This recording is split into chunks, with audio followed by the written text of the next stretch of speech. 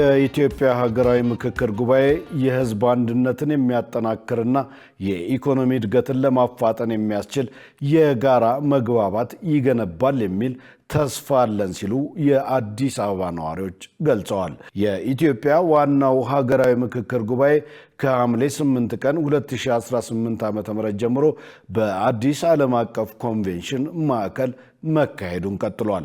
ይህ ነገረ ምክክር ኢሳት ወቅታዊ ነው። ደረጀ ይልማ ነኝ። አብራችሁን ነው።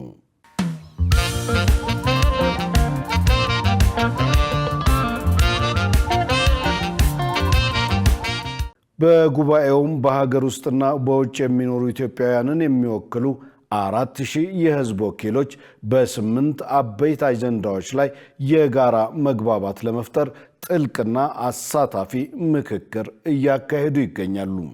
የአዲስ አበባ ነዋሪዎች ለኢዜአ እንዳሉት የምክክር ጉባኤው በኢትዮጵያውያን መካከል የጋራ መግባባትን በመፍጠር ዘላቂ ሰላምን ለማምጣት ወሳኝ መንገድ እንደሆነ ከፍተኛ እምነት አላቸው። ከአስተያየት ሰጪ የመዲናዋ ነዋሪዎች መካከል ሮቤል ብርሃኑ ሀገራዊ ምክክር በዜጎች መካከል የጋራ መግባባትን የሚገነባ አዋጭና ስልጡን አካሄድ መሆኑን ገልጸዋል። የኢትዮጵያ ሀገራዊ ምክክር ጉባኤም የኢኮኖሚ እድገትና የህዝብ አንድነትን የሚያጠናክር የጋራ መግባባት የሚገነባ አዎንታዊ ምክረ ሀሳቦች የሚፈልቁበት እንደሚሆን ተስፋ አለኝ ብለዋል።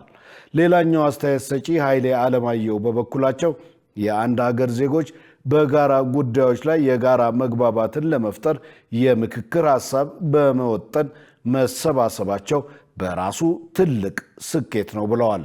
የምክክር ጉባኤው አካታችነት በዜጎች መካከል የጋራ መግባባትን በመገንባት የህዝብ አንድነትን ይበልጥ ያጠናክራል የሚል ተስፋ አለኝ ያሉት ደግሞ የአደታ ጉደታ ናቸው።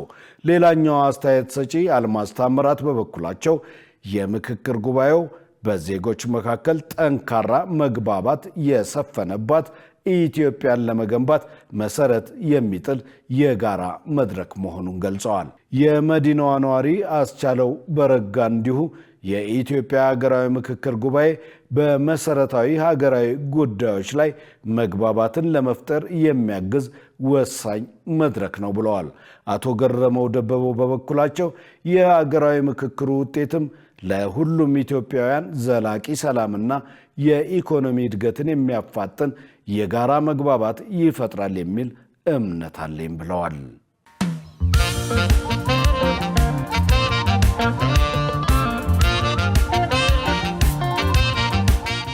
ወዲህ ደግሞ በዚህ ታሪካዊ የምክክር መድረክ ከተሳተፉት መካከል ቀደም ሲል በትጥቅ ትግል ውስጥ የነበሩ በኋላ ግን የሰላም አማራጭን በመቀበል ወደ ውይይት የመጡት የኢትዮጵያ አየር ኃይል የቀድሞ ባልደረባ አቶ ማስረሻ ሰጤ አንዱ ናቸው።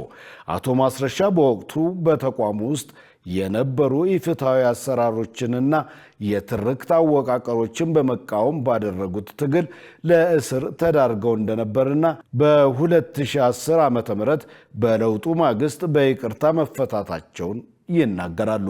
ከዚያም በኋላ በተሳሳተ መንገድ የነፍጥ አማራጭን ተከትለው እንደነበር አስታውሰው ከቆይታ በኋላ የትጥቅ ትግል ዘላቂ መፍትሄ እንደማያመጣ በመረዳት የሰላሙን ጥሪ ተቀብለው በድርድርና በሰላማዊ መንገድ ወደ ህዝባዊ ውይይት መመለሳቸውን ለጋዜጠኛ ዮናስ ጌትነት ነግረውታል።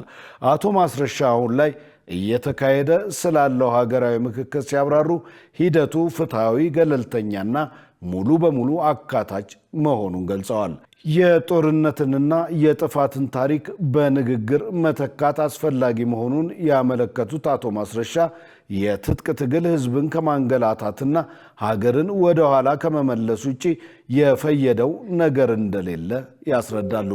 የማህበረሰቡ የምሁራንና የሚዲያው ሚና ለሀገር ግንባታ ወሳኝ መሆኑን በመጠቆም ወጣቱ ትውልድ በማህበራዊ ሚዲያ የስሜት አጀንዳዎች ሳይነዳ ምክንያታዊና ሀገራዊ አስተሳሰብን ሊያዳብር እንደሚገባ ጥሪ አቅርበዋል።